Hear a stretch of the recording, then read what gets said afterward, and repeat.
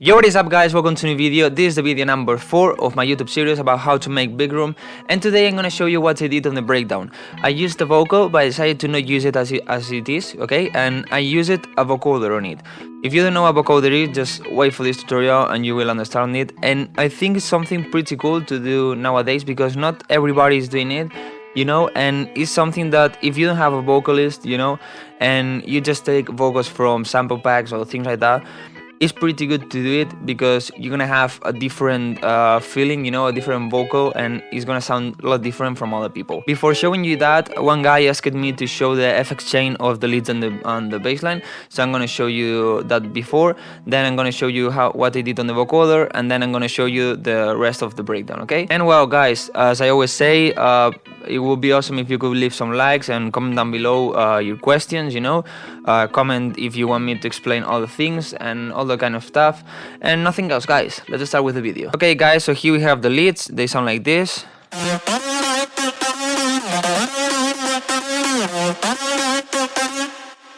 Okay, I'm gonna go step by step. This is the first lead. It sounds like this. It's super harsh, so I decided to EQ it a lot.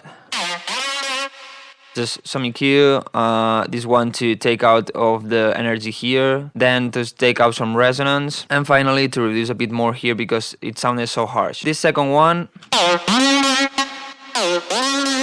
is the difference. Is an EQ, increase a bit here to give power of this on this lead to that part. Okay, I show you this on the how to layer leads tutorial. Then another EQ, and then another EQ, just some EQs, you know, to make it sound nice. So before of this one and after. So first some EQ just to reduce a bit here to give a space to these two first leads because they are the main ones, and then another EQ to reduce a bit here because it has a bit of resonance here, and then this EQ, this lead for the lows, before and after. It's giving a lot of power to this mid-low area. And this is another EQ. Then here I have a white noise, but I decided not to use it. And these 4 leads go to this bus, where I have an EQ. Then I have an OTT. Another EQ. I cut a bit of the resonance and I reduced here a bit because, as I said, it sounds so harsh. A bit of distortion with isotope trash. Make it sound a bit more tight, you know, and distorted. Another EQ, a really crazy EQ. Then a limiter to limit the sound and cut the peaks. This peak controller just to control the reverb. A filter for the build-up. This reverb is the effects I decided to use in this bridge that I showed you in the previous tutorial. So if you didn't watch that tutorial, just go and watch it. And a kickstart for the sidechain. Then this bus goes to this one because I needed more FX slots. An imager to open a bit the sound and make it wider. Just a volume automation. Another EQ that I decided to use in the second build-up. I'm gonna show you what I did in this part later. Volume shaper to cut a bit of the transient of the leads because this way I give a bit more space for the transient of the kick. Another EQ. Another EQ to cut a bit the resonance. And a last limiter to cut the really peaks. So as you can see, it's not something really crazy, it's more about EQs, you know, because I had a lot of problems with these leads and I had to EQ a lot. And let's go to the bassline, that they are more or less the same as the leads, you know. I have these 3 sounds. The first one, just an EQ. I increase it in this area and I decrease it on this one, because on the second bass, what I did is the opposite. I increase it on this area and I decrease it on this one to give a space one to the other, you know. I show you this, as I said, in the how to layer series. Recommend you to watch it. So this second lead, this second bass, it sounds like this. And an imager to open it a bit more and give more space on the center to this one. And then this last bass that is just giving like really distorted feeling. I give a space here for these 2 basses, and then another EQ to clean it a bit more and give more space.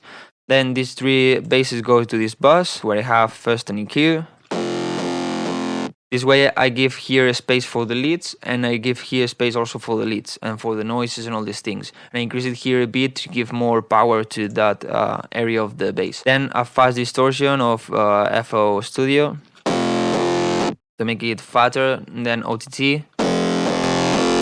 Then another EQ to clean a bit more, you know.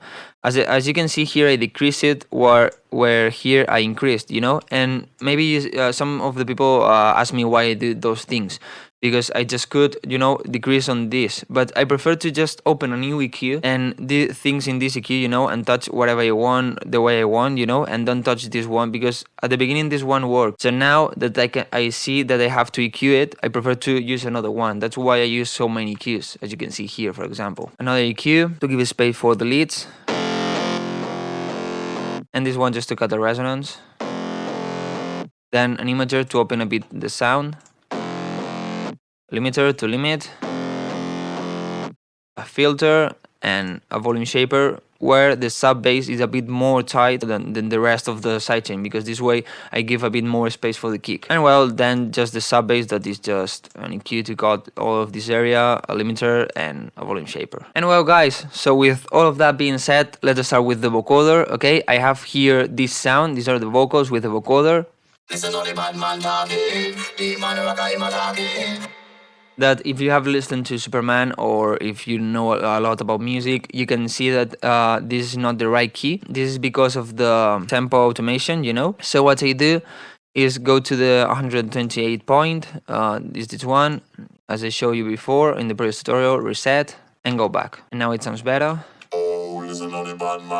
And I'm gonna show you what I did on all of these 3 layers, okay? So what you need first is just a vocal. In this case, this is one. And a synth. In this case, I decided to use a bass. But a really high bass, okay? So the first thing that you need to do is just EQ and all these things, the vocal, as if you were not going to use a vocoder, okay? Just normal. I don't recommend you to use reverbs and all these things here. Better to do it after that, you know, after you apply the vocoder. So here I just use this vocal rider. It's just like on compressor, you know, it controls the levels a bit. A limiter. And an EQ. So I said, okay, now it sounds good. Now let's make the bass sound good. I increase it here and here and decrease a bit the lows. And now that I have this done, okay, you have to link both channels to one channel, okay? How to do it? Just go to the channel, right click in this little arrow here, and route to this track only, okay? And the first thing that you need to do is put the vocodecs, okay? This is a fruity effect, and what you need to do is just really simple. Just put here 1 and here 2, okay? It needs to be in this order, okay? First the vocal, then the synth, and 1 here and 2 here, because if you do it the other way, it's not gonna work, okay? So before it sounds like this. And now it's like you combine them and it sounds like this. If we change the position, as you can see, it doesn't work. After you have this, you can tweak all of these things if you want, you know, to try all the effects and make it sound different. But at this point, it sounded good to me. Then just apply an EQ, you know, another EQ, and a limiter to compress a bit more, to limit the signal. Okay, so I decided why not put some harmonics, you know, some chords, some pads. So I did the same. I have this vocal here. So I limit, I EQ it the way I want, okay, in this case. Then I put the synth I want, in this case this one. And I EQ it the way I want, you know, and then I just link to the same channel. I put the vocodecs and you EQ and do the things that you want.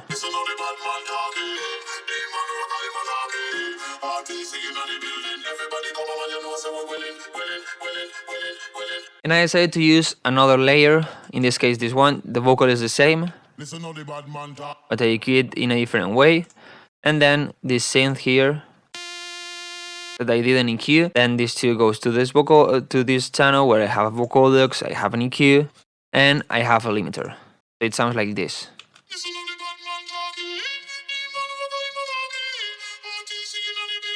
So all of these 3 vocoder channels, I link them to this vocal channel where I just EQ them together.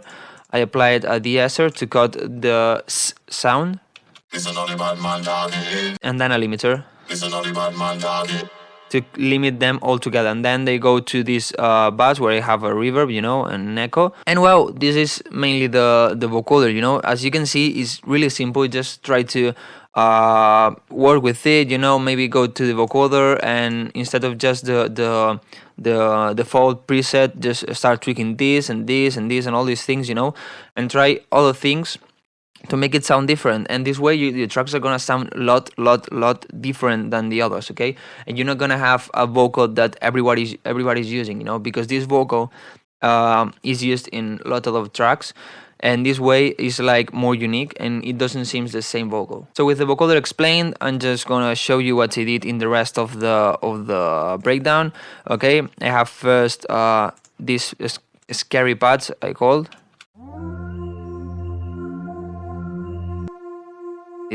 This one and this one. Then I have the vocals. Then I have these chords. You know, it's just a piano and a pad. And it works so well with the vocoder, vocals, and the scary pads. Then I decided to use also some effects, you know, some vocal effects. And as this was like a scary breakdown, you know, I decided to use these vocals that is giving like a scary feeling, you know, and also these effects from the Dyro pack.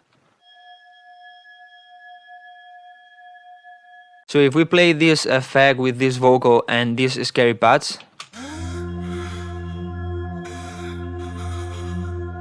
as you can see, it's a really scary feeling. And I'm gonna play you this part here where I have all the things of this section of the breakdown. I recorded it in Edison because there are a lot of things going on and the computer cannot handle this, especially with the screen recorder and all these things.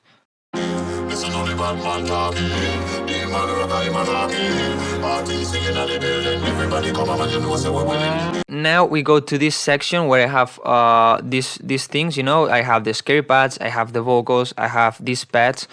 I don't have now these two sounds, and what they have is this crowd effect, really common in festivals.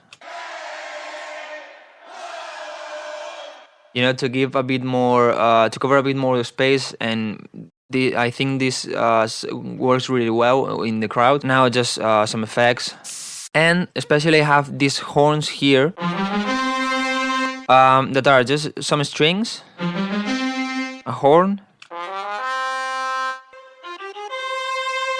and this string core sound, you know, so they together sound like this.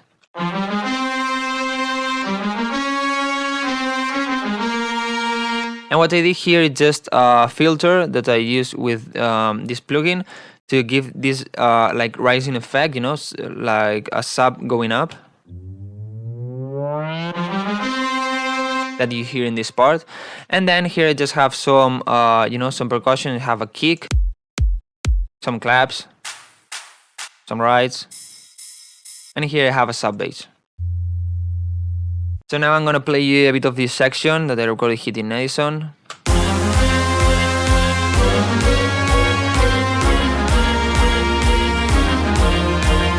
And then here, before the build-up, this part is the build-up. I decided to put the leads, okay, with a filter.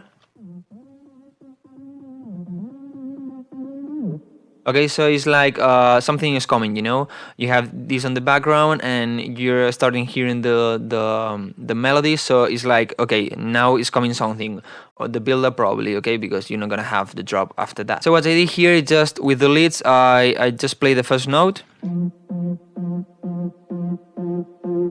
and I'm taking out this filter.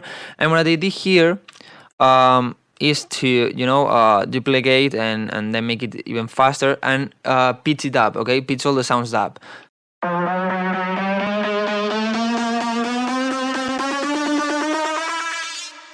But as you can hear, it's not going fluently up, you know, it's like going by steps. So what I have to do is record this part, and here this sound here is those leads recorded. and then I pitch this thing up, okay?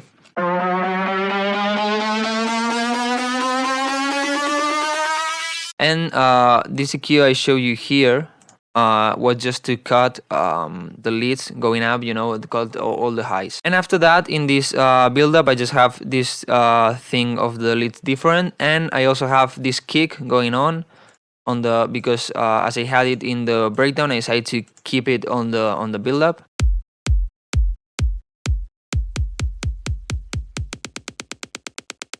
Where I'm cutting all the sub, because I want to cut all the sub and a bit of the mids on the build-up, you know. So you make the build-up like thinner, you know, and then when the drop comes with all of the bass, you hear it more. Again, if I play you the build-up also recorded in JSON.